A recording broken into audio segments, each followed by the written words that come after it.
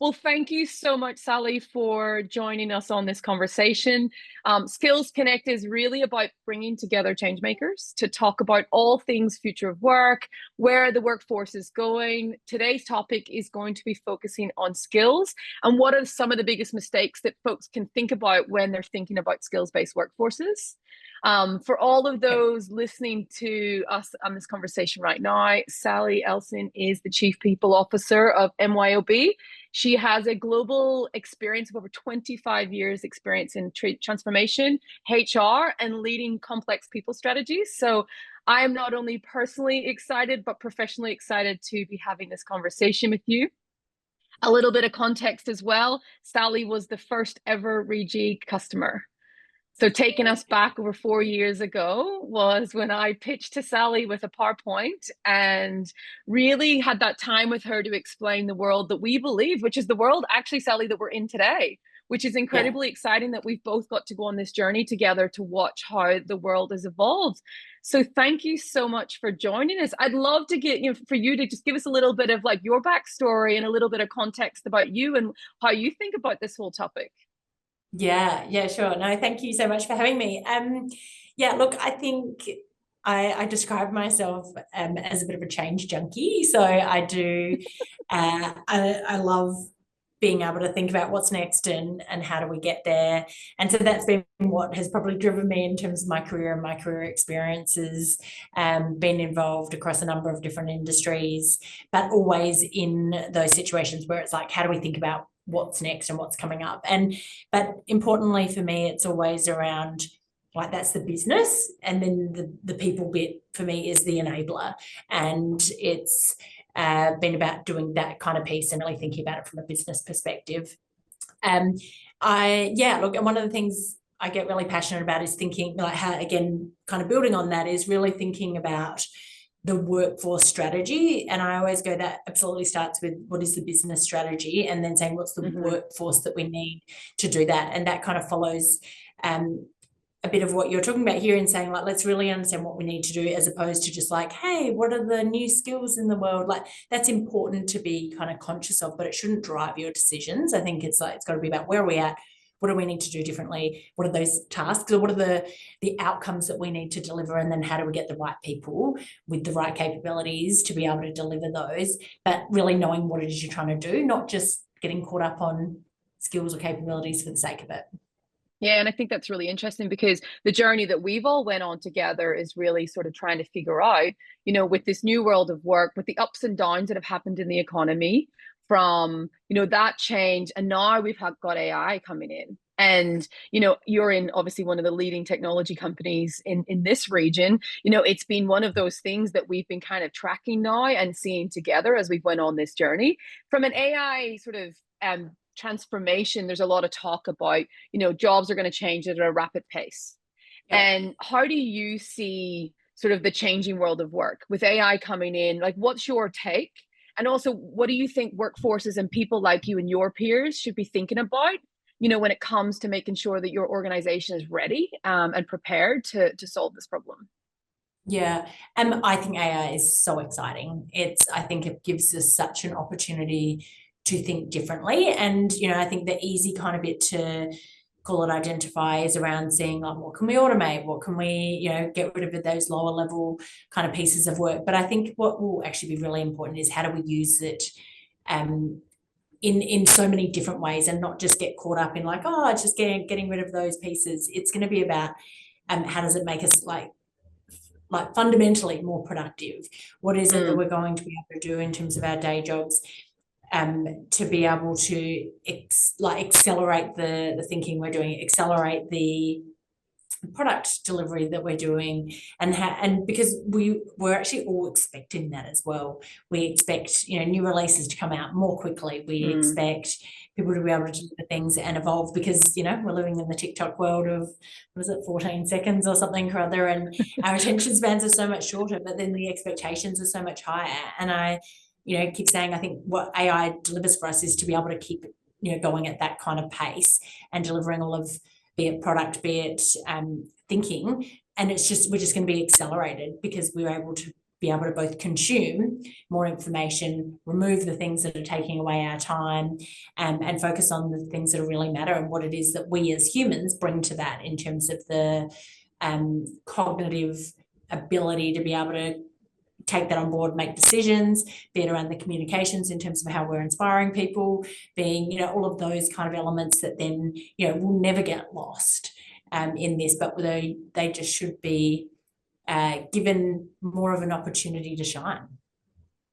Yeah, and I think a lot of there's either kind of the spectrum of folks being really afraid of AI and from a business perspective thinking about the risk, but then I look at it and think this is an incredible opportunity, really a once in a generation opportunity for us to completely rethink how we design our workforces, and not just to sort of for productivity. Obviously, that is a massive outcome, which every shareholder and CEO and chief people officer wants for their business. But this is also a sort of perfect opportunity to free folks up to do the most meaningful part of their jobs or the work that's to be done. And I think this is where everyone should be embracing the AI, because that it really will free folks up from probably the work that they don't even want to do in the first place, right? Because a lot of these tasks are routine, they're boring, they're kind of repetitive work. And that's the whole beauty about AI, is that it'll take those tasks that no one really wants to do, that actually costs us all a lot of money to actually have it being done in this way. And how do you think, given that sort of mind shift, and how do you think from an employee perspective, from general human beings, how do you think they will evolve within this workforce? What kind of tasks, will you see become more important? Whether it's to the business from a human perspective or whether it's to the individual employee, like what are you seeing right now? And I think we're really early as well, right? We don't even know exactly what it's going to look like or what it's going to deliver. And then you can sort of see these like early use cases, but I think there's just going to be so much more as we evolve into it. So I think the thing that we're really seeing is those that will embrace it will be the ones that get the most out of it, right? But that's hard to have the behavioral change is the hardest thing to do. Like I've always stored it in my folders. Now I just have to go search, like just things like that, that I trust something else to evaluate my board presentation and give me questions so I can prep for it for the actual meeting. Like they're taking those steps to trust that there's someone out there that can think possibly better than we even can, but at least utilize it and set it up. So I think, sorry, long way of coming back to your question around the things I think is going to be almost a learning agility and the ability to be able to evolve quickly, move, like be able to consume the information, make decisions and move forward, I think is something that is what we are starting to see and we need to see more of. That we can't do that whole this is how we've always done it, or it didn't work when we did it 5 years ago. Like the world has changed, and being able to take that on board and evolve with it, I think is going to be the kind of critical piece that we're seeing. Those that are taking that on are those that are getting more of the benefits already. One of the things you said, I think, was probably a light bulb moment for me over this journey of building an AI company to solve the problem, right? Was that when we were looking at skills and we were looking at how it connected to people and how it connected to jobs per se, and then when you layered in AI, actually what we found was that when we looked at analyzing the skill data, that it didn't tell you really a good quality input or output, into what actual tasks could be, or what work and what jobs would be automated. And I think one of the biggest learnings we had was that you actually need to go into a deeper level in order for you to give your CEO and leaders the answer to where will AI actually have that impact. You need to understand it in a different way. And it's not actually the skills, it's the task data. So what you said, I think, was bang on. And it was right on top of where we were on our journey of thinking, like, why is this not working? How can we not tell you what's actually happening when it comes to the evolution of your workforce? And really simply, the thing that you and I were discussing was, well, people have skills and work and jobs actually have tasks. And then you require the skills to complete those tasks. And that was the kind of light bulb moment, because then AI automates the task, not the skill. And if you're going to solve that problem, which is, you know, where you were at was, well, if I want to think about where is actually the highest level of opportunity for our people and our business, I need to understand tasks. I need to start understanding where the impact will be. So I think, you know, that was incredibly important for our journey to really start thinking about it. And I think a lot more folks are starting to realize that now, because I think most companies globally I've seen are moving from, you know, thinking about AI and the risks to now, okay, how do we implement this and where can we find value with AI implementation? And it becomes, okay, well, where to next? And this is where, you know, you as a leader have been incredible in that ideation of like, well, where do we look first? Where do we start to think about tasks? And I think, you know, the outcome then of when you've looked at tasks and you look at the AI potential, there will be some impacts to individuals and their current jobs, right? So when you're thinking about the evolution of, you know, people, how do you think about skilling? Like, skilling is going to be more important, I believe, than ever, in terms of getting it right within a workforce, that it's not just a one thing you switch on once a year, that it becomes a constant culture of opportunity where folks learn. How do you think about that? Like, what's your philosophy in terms of MYOB's view on this, and you as a leader in the space? Yeah. So when I think about our strategic workforce plan, I think around culture, capability, and capacity, and then a bit more of a Venn diagram, than kind of clear individual pillars. But in that, then I, you know, break it down almost from the capability perspective of saying, what do we need from an organizational level? And a lot of that, and, you know, we've got a few different things in there, you know, and it becomes a bit more of the human skills. It's around how do we give feedback, how do we live our values, and, you know, drive that, because we believe that those will fundamentally work across the organisation to make us more effective, to deliver great outcomes. But the other one for us is this kind of, it's definitely an AI mindset, we call it, which, you know, and I say this is the hard bit, because changing mindsets is quite often harder than actually, you know, building hard technical skills. But when we think of AI, it's really broad. It's because we do have the technical piece, like that's really techie in the, you know, what do we do in terms of how do we make this work in our different areas. But for us, it comes all the way through to, if we want to embrace this, we've got to have the whole organization understanding, questioning, and challenging what I can do differently the whole time. So that's a sort of key piece. And then for us, we go down layers and go, okay, what are the critical skills now, knowing what we need to deliver, you know, and then we then kind of build it up on that area. But for us, it is around how we're interacting, you know, another one that we're actually focused really on is strength. So how do we, you know, one of our values is the real deal, which is around being authentically you. And we kind of recognize that everyone brings something to the organisation, and it's how they work together. So then, you know, you've got to have the structures in place. But recognising the styles and things and how we actually work together, I think will only continue to become more and more important, because it's not going to be through you know, ins and outs of just the work. It's going to be much more around how we conceptually think about things, how we challenge, how we move forward, and how we do it differently. And I think that's, you know, and there's just, again, like, I don't even know what the future looks like, but that's the fun bit, right? Like, how do we evolve to it?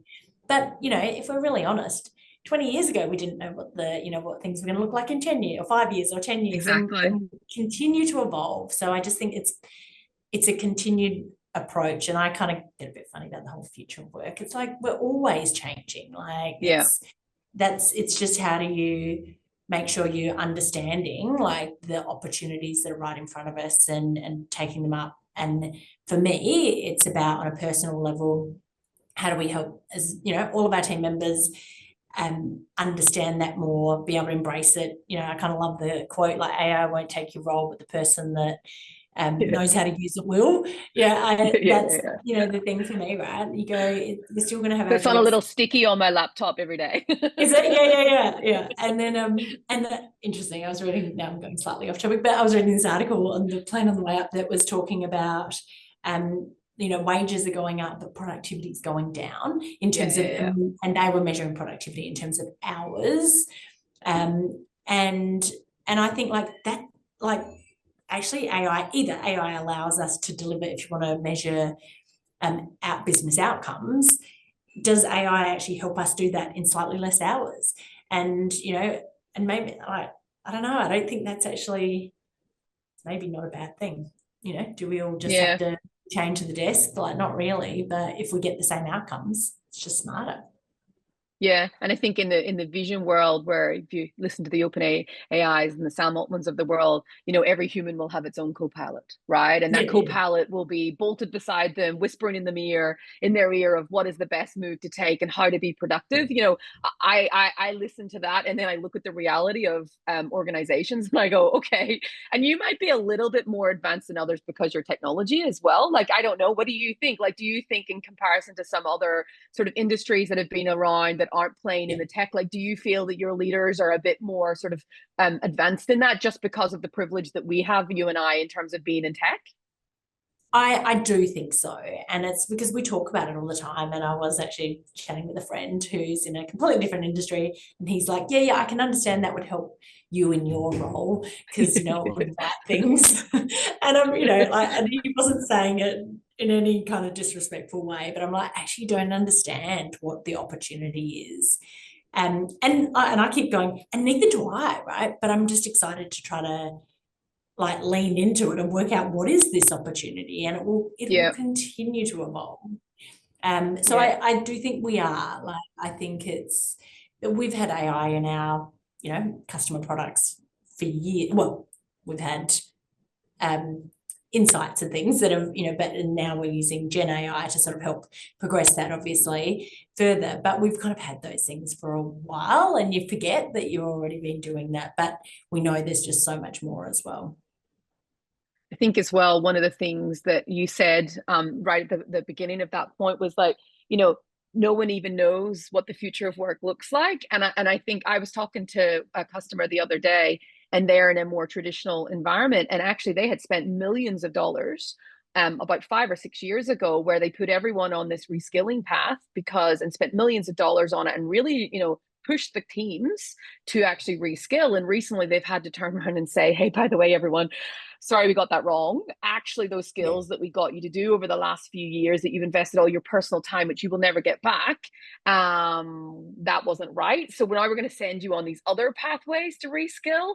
And for me, I was like, that's because even the smartest people in the world couldn't have predicted how big this would be. And we're not even talking about just generative AI. Like, I'm talking with customers globally who are bringing in digital factories. So think about full production arms of their organization that are having robots instead of humans complete these, tasks. And, when I'm looking at this, I think absolutely there's this incredible opportunity for us to think about, redesigning our workforces and thinking about how to do it so we can free people up. But there is the shadow side of this, where when it comes at scale and everyone starts embracing this, how do we actually get folks and companies to start thinking about embracing, reskilling? And how do to your point, where is the place that will even have the impact? And that's, again, back to our original point. I think, you could have this dream vision about future jobs and what will happen in tech or healthcare or, in CPG. But at the end of the day, you need to understand first, what are the impacts in your jobs today? And where are the tasks that have the highest potential for automation, AI, robotics, whatever way you want to describe that. And I think that's kind of step one, is just know that understanding of your current work today. And then when it comes to sort of equipping your people, like, how would you recommend folks start to think about whether it's communicating to your employees? Like, how open are you around this with your people? Like, what's kind of the conversations that you have at your all hands, your town halls? How do you describe this to your folks? Yeah, so we have invested in terms of the kind of known, like the co-pilots, the gleans and things like that for all of our team members, so they can access that. And I think we've been really open from a almost test. Like, I know there's lots of organizations, probably slightly more traditional, that got really scared about ChatGPT and opening it up, and we were like, oh well, like, people are going to use it anyway. And but then how do we make it safe so our information is not going out, and you're able to do that? So I think the reskilling piece for me, I don't know, and maybe I'm in an intellectual property organization or business, so I feel like so much of it is ability to learn as opposed to the specifics of what you're learning. Now, some roles will, and that's where it is, like, it's how do you understand what is the progress of your chosen career, and where is that going to go, and how are you seeing that evolution, and doing that. But we don't have plans for wholesale programs of shifting the contact center into success. We did talk about that previously, and then we're like, well, actually, like they've probably both got automation and opportunities within that, so it's just going to evolve over time. But for me, it's around being really open about what is accessible, and I also don't think like sending people on 3-day, 5-day courses is the way people learn anymore either. So how do you provide the opportunity to access information that allows people to sort of self-develop in those areas with a strong guidance from their leader, like have a development plan, these are the things, these are the areas, like you should understand more about this, and then how do you on the job move and change your role and your deliverables to that, like and again, I don't know, I feel like lots of it is evolution as opposed to like all of a sudden one day jobs are just going to stop. I think it's going to be 20%, 80%, whatever the number is of a role will like either be managed elsewhere or done differently.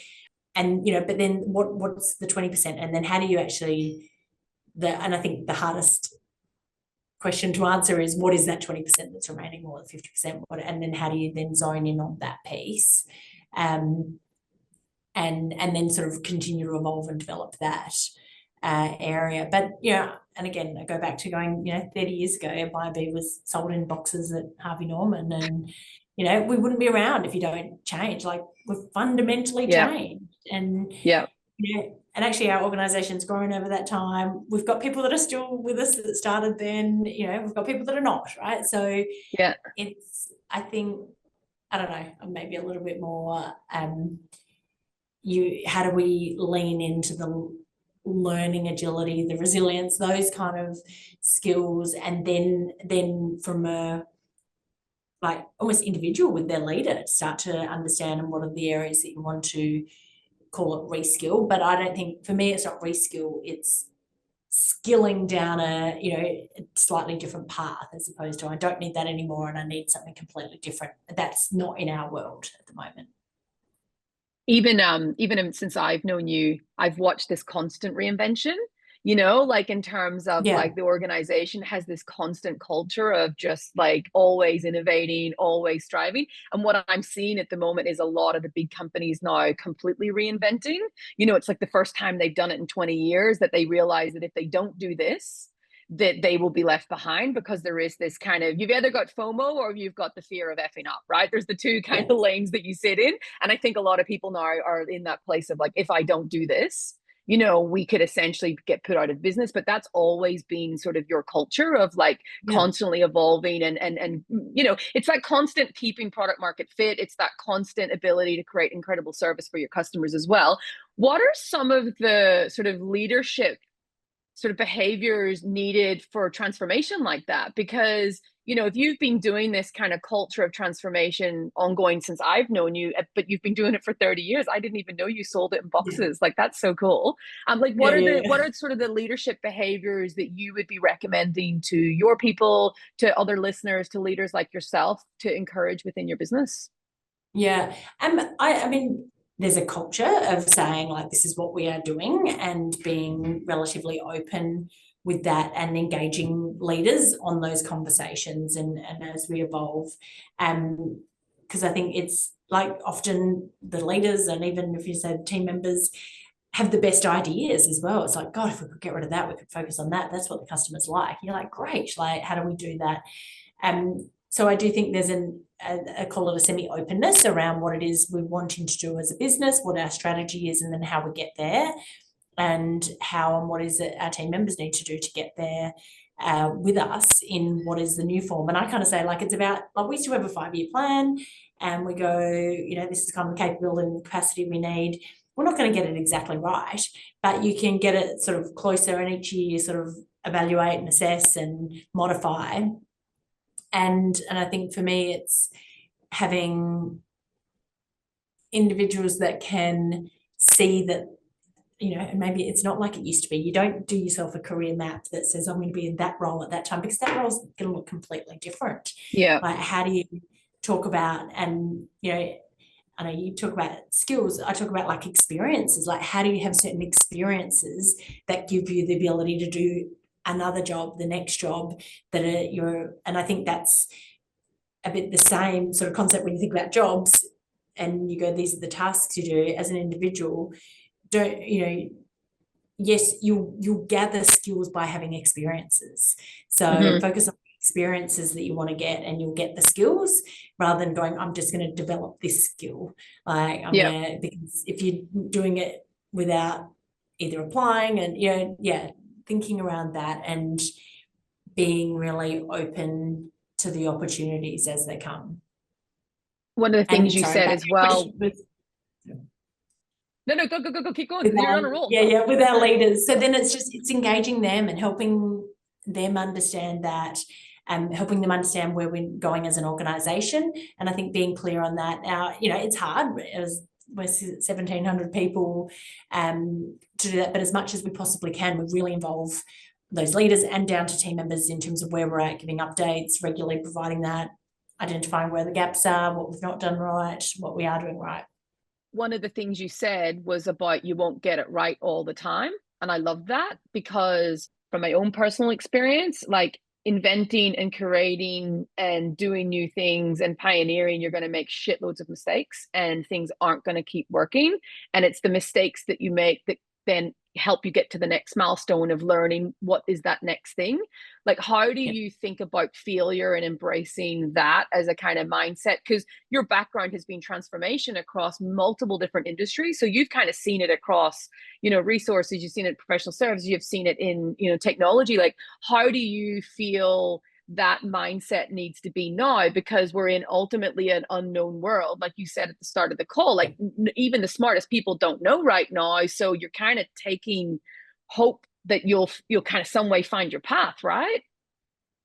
Yeah and I'm not going to talk and say that we necessarily do this incredibly well. I think what we need to do more of is how do you build in the retro type of structures, which I think I call it in like the dev side of our organization have actually done quite well, that they build that in so they can learn. I think we need to do that type of approach across the organization more and sort of say what worked, what didn't, and be able and I kind of like this concept, and this is I think what we've really been focused on in the last sort of 12 months is how do we call it? Like, so when something's not going right, you go, it's not right, move, like shift. And because I think there's there has been a little bit of a I put a business case, I said this was going to land and now it's not. I'm going to keep trying because I've already invested X dollars or X people or X hours, whatever that is.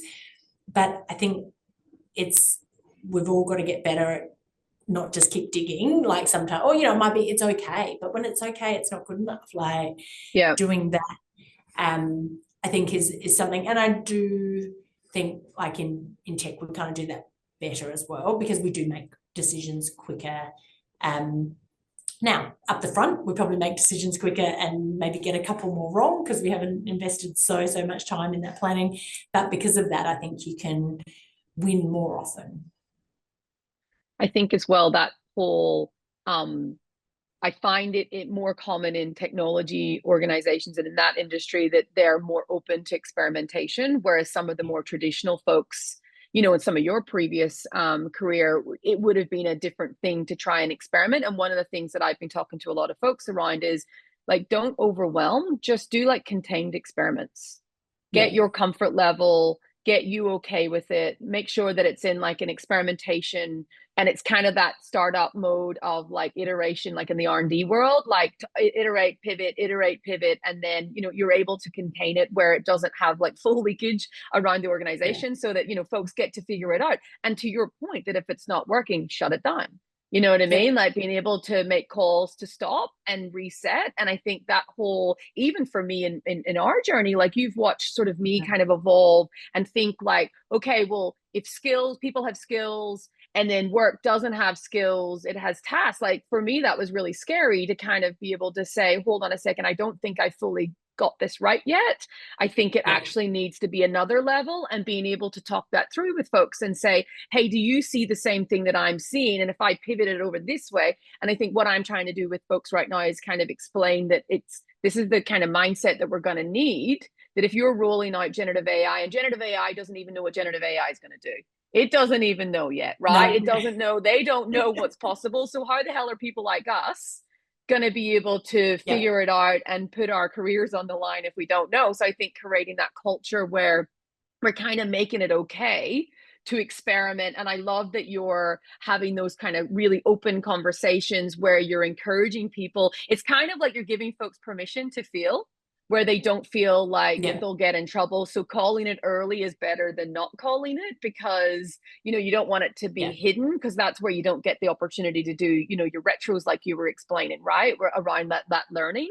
I think as well, like, you know, that often culture of opportunity, whether it's, you know, your leaders encouraging your people, whether it's individuals sort of self-navigating, where do you think that sits, like when it comes to like taking advocacy for yourself to reskill? Or is it the lead, like who's responsible? Is it the business? Is it you in HR? Is it your people? Like what's your take on that? Because I know that's a pretty hot debate whenever I talk to folks, you know, that people's view is, well, you know, they should be sorting that out themselves. And I'm like, well, you didn't even know what the jobs were 2 years ago. So how the hell are they supposed to know, right? Yeah. And one more comment on just the iteration and testing. I think the one thing we've got to be careful of is that we don't not finish things as well, though, right? Or do something and then flip, right? Because that's not efficient either. It's like, how do you, when it's right, how do you build on it? So I think it's having both the ability to be able to quickly move into things, but also stay the course where you need to when they are working, and not just flip in that, which I think is kind of a little bit to this question there as well, in that I think we need to have a high level view on what it is that those skills look like, for sure. And I think and I'm saying that as an organisation, as people experience, we need to sort of have a perspective on that, and then go, what do we have in place to be able to deliver on that, and, you know, where it's going to have either the most impact, the most critical on the outcomes for our business, and, you know, and being able to deliver to that. And then I go, so I think there's that, which becomes everyone to a slice, and then particular areas where, you know, there's going to be the most kind of shift or change required. And then I think it's people leaders and the individuals. And I kind of say that's probably a 50-50, maybe it's actually more on the individual to think about that. So, I don't think there's one answer to that. I think there's both. And if, you know, like, I kind of shouldn't have a job if we can't have a perspective on how we're going to develop our workforce. And then, you know, the workforce is made up of people. So, you know, there becomes the people development kind of side of things. So but you can't, but I also don't think we can be responsible for developing every single individual in what they need. That's just not going to be my no, I think I lean towards where you're at, that there has to be the organization creating a culture of opportunity where folks can find information to navigate and to put themselves on the path, but you want also the individual to be able to self-navigate. You want them to sort of like be passionate about wanting to, and that learning agility that you talked about, I think was, you know, really important skill that I'm quite obsessed with right now. It's like, how do you create that? Is someone just born with that? Is there something that we can do to encourage that? Because that one's a tricky one, because I think that's the one that's going to enable folks to be able to move to the next milestone in good times or bad. Like whether or not this AI thing becomes as big as everyone thinks and folks are highly impacted, or whether it's they want to get promoted and they want to move in terms of career opportunity. I think it's a really important skill that folks will need to really start investing in. I know my team will say all questions at the end, but there was a really good question that came in for you that I think is really relevant from Abigail, where she was saying, when you look across your organization, when you are experimenting in AI, like, are there ways that MYOB are measuring sort of increases of productivity with AI? Like, how are you thinking about that, to your point of when to switch, pivot, iterate? Like, what are those sort of things that you think about when you're measuring AI usage? Yeah, and it depends where it is, obviously, where we're providing that impact. And so for me, there does need to be, call it, a business case, and now we're going to be able to move quickly. But we've identified already a couple of little experiments that we're running, and we've partnered with some people to go, and I'm going to say there's 3 in that kind of little group where we've gone internal, customer, product, and then our team that are dealing with customers. So then we kind of build up what is the use case, like how are we going to do that, what are we going to do. So there is some level of structure in terms of that, and defining what are the measures. So similar to kind of any business case that you would put forward, like how do you actually understand, what do you think this is going to deliver? Now, it might not deliver that, but it might deliver something else. So how do you try to measure that over time? But I think it is important to and probably, and I would say what we haven't done well so far is, well, what we're still working on, is we have delivered some things without that. And then it's like, hey, great, we've got that and we've invested millions of dollars. Has it made any, productivity, improved outcomes? Like we sort of didn't. So the intent was good. I'm not saying we shouldn't have done it, but I think the challenge when you haven't put something in place to say, what are we measuring and what are we measuring afterwards, is actually a kind of important one to do. So but it totally depends what it is, right? And in our case, we do have external, internal. If you think about like customer versus internal AI use cases that we're looking at across the board. And then I've got like a bit of an idea that we're gonna, have with your data that we're looking to get through, understanding what are the tasks, where the opportunities are, how can we then focus on those teams where the data is showing us there is opportunity for automation or a significant overlap, and then how do we facilitate sessions? And kind of like for me, it's having the PXer who understands and works and how people work, and then the techie who can then say, hey, and these are the technical kind of elements, and I want to go out and go, how do we understand across X number of teams, what are the biggest, or what are the opportunities, and how do we dwindle it down to biggest opportunity, biggest impact, and then go, then how do we build those out as well? So just continuing to think about it, like, and that's much more on a team, individual productivity basis, but working with our AI team, working with our digital experience team, and with the people experience who are there, the ones that are saying this is going to look different in our workforce, and that will help, I think, us even understand further the opportunities, but to also have a level of structure around how we're continuing to bring it in and advocate, but then also educate along the way as well. Yeah. And question more so for me, probably selfishly. So when you're thinking about internal customer and external customer, I'm going to make an assumption of some of the things that your business would probably care about given who you are. But when you're looking at customer, it's about velocity to the customer, like in terms of service, happiness of customer, how fast are they're all linking up to your top business, what the business cares about. Is that when you're thinking about, when we look at AI, it's about, that servicing the customer and giving them an incredible experience? And is that then level into then how you think about tooling? Is that the sort of approach that you take?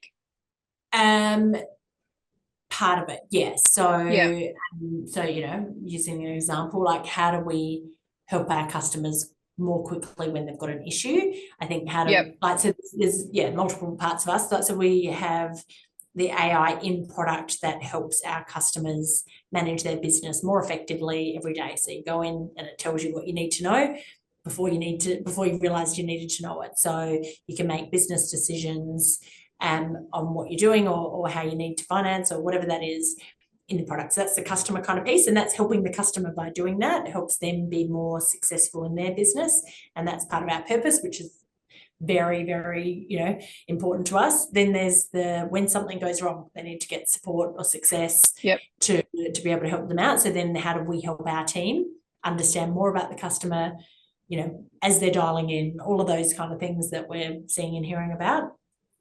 And then for me, there's the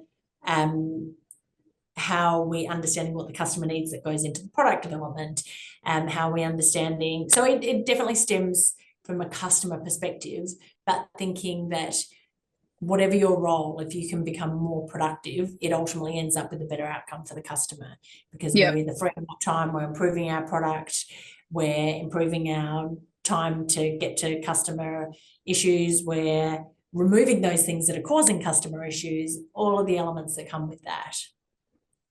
The reason I asked that question was because when you first opened up, that when we talked about AI, it was always linking to the business strategy. And I was imagining the way you were splitting it out into customer, and that there was linkages between that and your internal customer.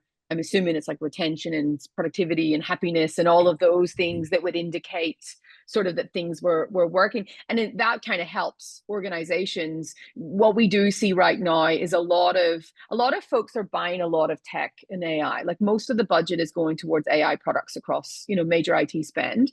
And organizations, CEOs have basically said, yes, let's go. And to your point, some of them don't even have a business case. They're just deploying technology. And that causes chaos if folks don't actually know what is the problem they're trying to solve. What is the solution to this? What obviously is the tech? Was it we build it ourselves, or do we, borrow someone else's? And then how do we know it's working? And that all has to directly link up to something that the business is trying to achieve, or it's bloody chaos. And what you see is a lot of AI failure because the case and the transformation isn't really linked to something that's really important. So it becomes like a vitamin rather than a painkiller in sort of your transformation strategy. And I think that's a really great point from you at the beginning around, really linking, your workforce strategy to your business strategy, because sometimes we do get sort of off to the left a little bit on thinking about, whether it's technology or passion projects that we care about.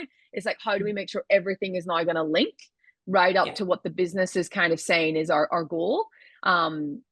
Looking ahead, so what's one major change you believe we'll see in workforce strategy over the next, let's say in the next decade?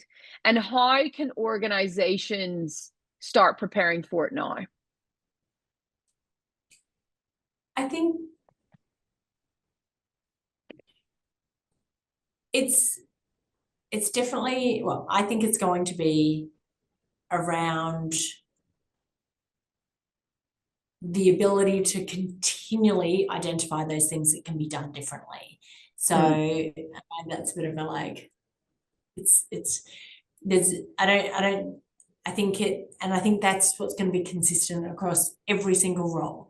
It's not around those roles look at that and those roles don't, or those types of jobs do it and those ones don't. I think the biggest shift is going to be that everyone will shift constantly, and if you don't, like, that's where you'll be left behind, and that's where you end up doing, like you talked about before, those organizations that all of a sudden have to go, oh my god, we have to transform, and we're cutting that arm off, and we're doing this and we're doing that, and we're setting this whole one up. I think it's, for me, that is the piece that is going to be the shift around evolving every role more quickly than we've ever seen it before. Yeah, I agree with you, and I would add to that I feel like you'll have certain areas that will go faster, and it's not even certain industries, it will be certain parts of businesses, because there is more of an appetite for disruption. Like go-to-market has an incredible amount, whether it's sales, marketing, customer, it has probably the lowest hanging fruit when it comes to opportunity to think differently. And also there is a lot more investment going into technology for these things. So, you're seeing digital workers getting created that are SDRs, that are complete workers, right? That they're being built to completely take that piece of the opportunity away. And one of the things, like I experimented in full automation and really went deep into automation in the AI space for go-to-market.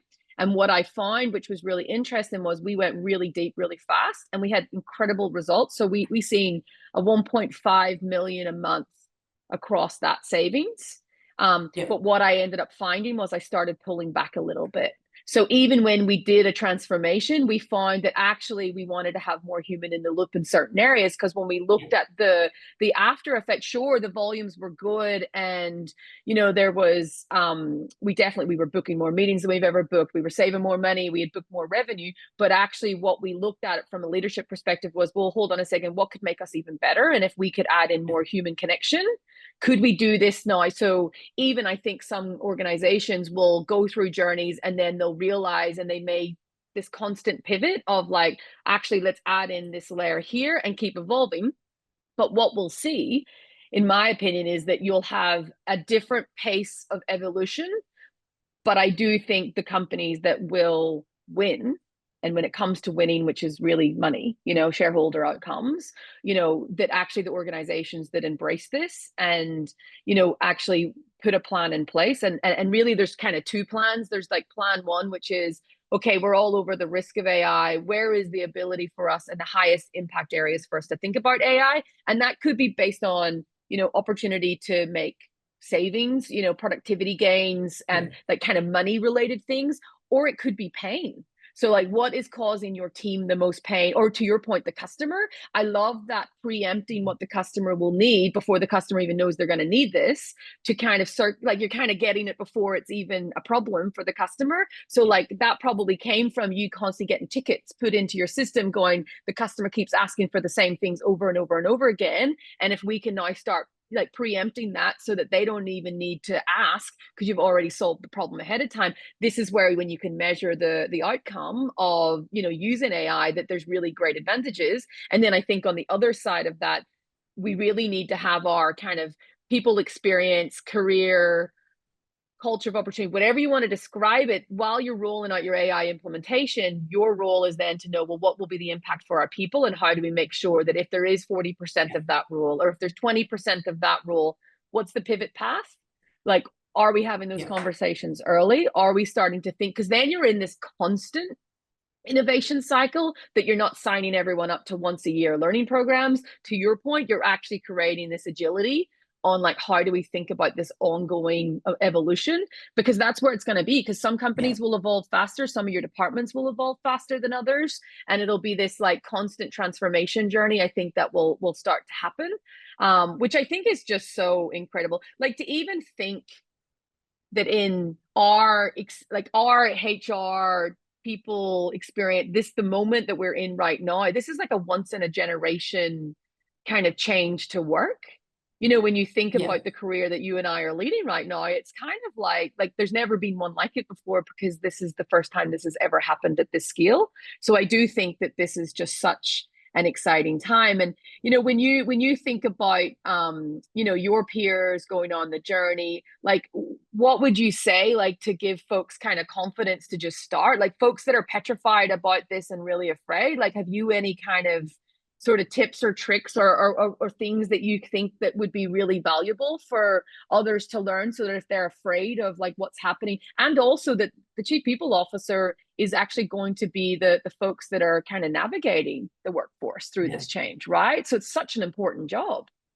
Yeah. And I think really similar to what you just talked about in terms of your experience, like, I think we need to be brave, make calls, and when it doesn't work, add back in like what you need. But you'll become, I think, as long as we continue, or if we do go in conservatively, we actually won't identify the opportunities, because we'll make assumptions based on our experiences before, right, which is great, but it is different, and it's what is available, what can be done is or could be fundamentally different to what we've ever seen before.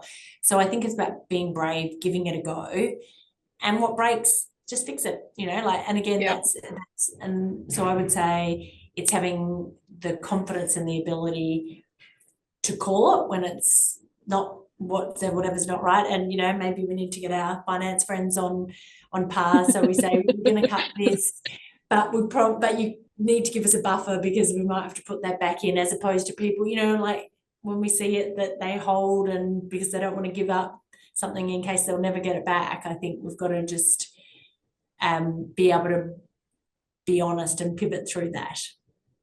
Yeah. And I do think it's the make friends, with privacy and security, make friends with your finance team, and like we're all around this campfire really, you know, looking to solve this problem together. And that's where it's really important that we're all kind of in that same journey together, and that building that. And I also think one of the other things that I say to folks is like, you as a chief people officer have highly educated yourself on AI. You know, you've actually been doing that yourself to make sure that you're keeping your skills sharp. And I think that's been a really important journey. Have we lost Sally? Oh, I think you're coming back.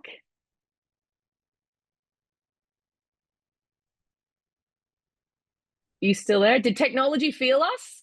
It failed us. I think I got kicked out. Don't let it out your board reports. It can't keep us connected to a call. See, this is why it's still important to have FaceTime. It's still important to do, because this doesn't happen. Human in the loop.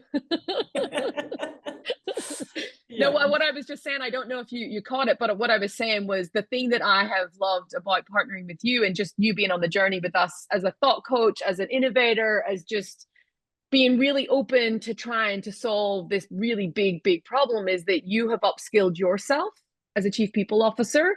You know, along this journey, like you've actually embraced AI, you've went deep to figure out what does it mean, so that you can have really meaningful conversations, whether it's with your partners like your CEO and your leadership team, or whether it's with folks like us, that you know that you can deeply have these conversations. And one of the things I would highly recommend to other folks listening, you know, whether you're listening now or you're listening later on the call back, but I think really start educate yourself. Like, in order for you to sit at the table with the privacy teams, the security teams, your CIO, your digital transformation team, your CEO, like all of these folks are going to expect you as a people leader to actually understand what is going on, what does this mean, what does it mean for our workforce, and how do we think about it? So, you know, real key takeaways for me from this conversation with you, Sally, are really, one, connect it to a business strategy. So when you're thinking about, you know, any form of transformation, link it directly to what's happening in the business and, you know, measure it by that. Two, deeply understand your work. So look at where is the opportunity rather than sort of headless chickens, like where is actually the biggest and greatest opportunity. So back to that, tasks, understand your tasks, think about where AI has the potential. And then finally, creating that culture of opportunity where your people are building agility in terms of their learning, whether it's around your business and you're, you know, actually creating that place where folks can access opportunity. And then finally, to the people that are driving the car, which is us, which is you, which is all of the people leaders, upskill yourself and really start embracing and learning failure, pivot, close things down fast if they're not working, but don't close them down too quick because you waste money. They were some of the kind of key takeaways. Sally, I want to say a massive thank you to you for, one, ever believing in the first place, two, for coming on this journey with us, and three, for, you know, coming here today and sharing all of your incredible knowledge. It's been just such an honor and a privilege of my career and the business to date to have you and your inspirational thinking. So thank you so much. And if anyone is listening here, you can connect with Sally directly on LinkedIn, or you can look up the Reejig Skills Masterclass and book in some of these times where you can actually have a masterclass yourself within your team. Thank you, Sally. Thank you, everyone, for listening. Thing that I think, you know, in terms of what Reejig is and why I feel like we've connected and stayed connected for so long, is the ethical piece of it as well. Like, we didn't talk to that at all during the session. But, you know, like, that's our responsibility, right? To make sure that we are setting up the culture and all of those things. So in doing all this, just making sure that our AI and our approach and how we're doing that is always going to be an ethical one, be it internally or what we're doing sort of externally as well. So yeah, I think that's a very important part that I should have mentioned. And I do think it's kind of like bringing it back to understanding what is and where is the opportunity, and just make sure you're doing, you know, good and fair decision making. You know, whenever you're thinking about that, like making sure that you're not going to cause harm to your customer or cause harm to your people. And I think that was the thing that really we invested in heavily at the beginning from a product, which is where, you know, we met you and we started sort of partnering up with you. But thank you so much. I will see you tonight at the Forbes event. Sounds good. See ya. Bye. Thanks. Bye.